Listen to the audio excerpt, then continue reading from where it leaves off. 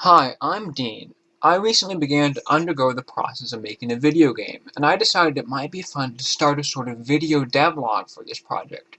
It's not something I've done before, so I hope it goes smoothly. Me and my brother have made games before, but the only ones we've really been able to finish have been games for game jams, specifically Ludum Dare, and they can't really be called all that complete. We also made a fighting game with really sketchy graphics, though.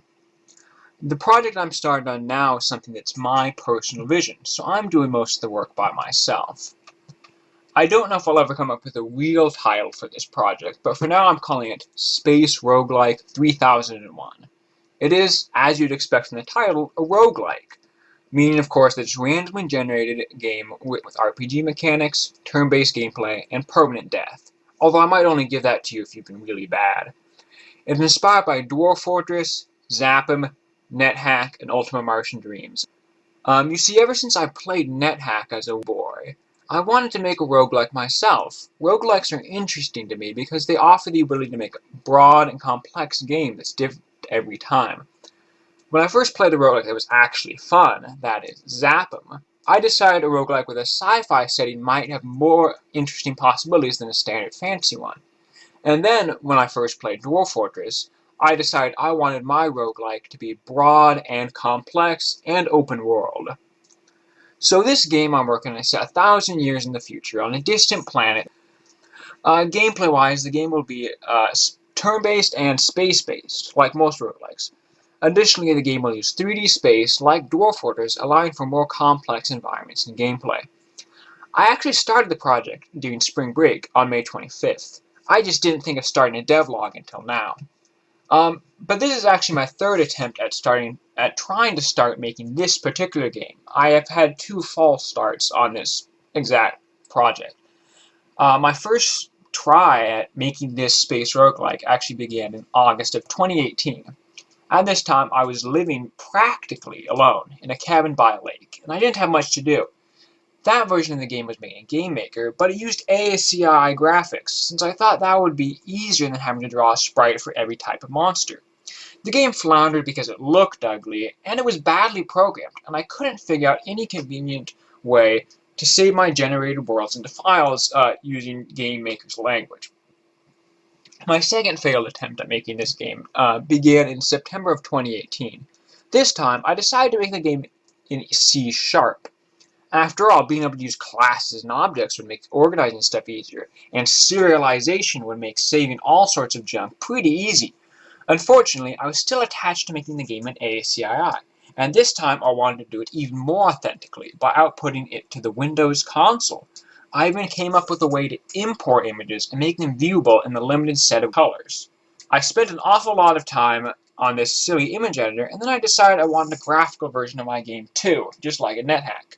I tried adding a graphical mode, but making the game output both ways ended up being too much of a pain, and I gave up. So, this is my third attempt to make this grand space roguelike adventure game. This time, I've ditched the idea of trying to use ASCII like Zappum, NetHack, or Dwarf Fortress, and I've decided to make my own graphics. This ought to make it much easier to put lots of blood and nudity into the game. I've also gone back to Game Maker, since I've never found a good library for graphics in C#, and I've always wanted the possibility of being able to put my game on Android.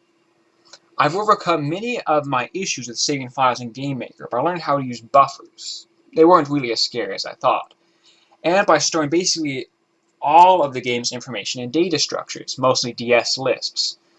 While in my first Game Maker version, I used objects for way too many things, not just creatures, but even for event systems. In this version, I've pared down my object usage a lot. Really, I think I've pared it down as much as possible, since the game only uses one Game Maker object. Each individual creature and item in the game is just a DS list. Since you can read and write data structures to and from strings in Game Maker, this makes saving them much easier.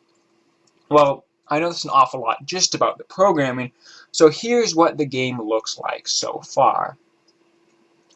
Right now, we've got a very small and simple randomly generated planet. We've got a player, we've got items strewn all over the ground, and we've got some other creatures moving around with the dumb as dirt AI. Movement is done with a mouse. I thought it'd be easier to use a mouse, so you can click a few spaces ahead to streamline movement.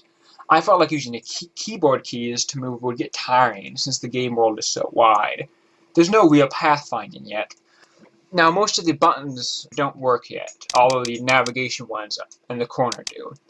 I've stuck a lot of these here just to remind me of all the features I still need to implement, and since I like the way they look. The reason there's so many buttons is because I want this game to be able to be controlled entirely with a mouse. This also ought to make it playable on a phone or tablet. Part of the reason for this is to make the game more transparent, too. Many roguelikes have a long list of keyboard keys for various actions that must be memorized, which can really be a bit too much for many players. I'd rather not confuse players who aren't familiar with that kind of roguelike. The HUD in my game is obviously very big. I know most modern games have been moving towards smaller and less intrusive HUDs, perhaps for the sake of immersion. But I kind of like the sort of HUD that games like Ultima Martian Dreams or Super Mario Bros. 3 have. The way the HUD elements have their own zones on the screen means you won't have health bars that partially cover something in the game world. It's a more archaic seeming design choice, but I think it has merit, and I like the way it feels. One aspect I'm rather proud of is the way the world is displayed in a sort of pseudo 3D way. I had to add in camera rotation features for when stuff gets blocked, though. Those white and black edges that show at the top and bottom edges of terrain were my brother Jim's idea. He's been adamant that I remember to credit him for that. I think they really make the environment more clear. Now, the game still clearly has a long way to go, but I'm happy with how much I've been able to make in such a short period of time. I've got a lot of plans for various features and mechanics, but I've probably said enough for one video. What I'm going to try to add next would be to add combat, inventory management, and usage of stuff like body parts and blood. That's a few things, but they're all going to be tied together in some degree. Being able to actually choose your class and name, adding in monsters, and having actual enemy AI are some further goals that I would like to add soon. If you have any questions, just leave them in the comments. I hope this is a project I can keep moving forward on and maybe even finish sometime. See ya.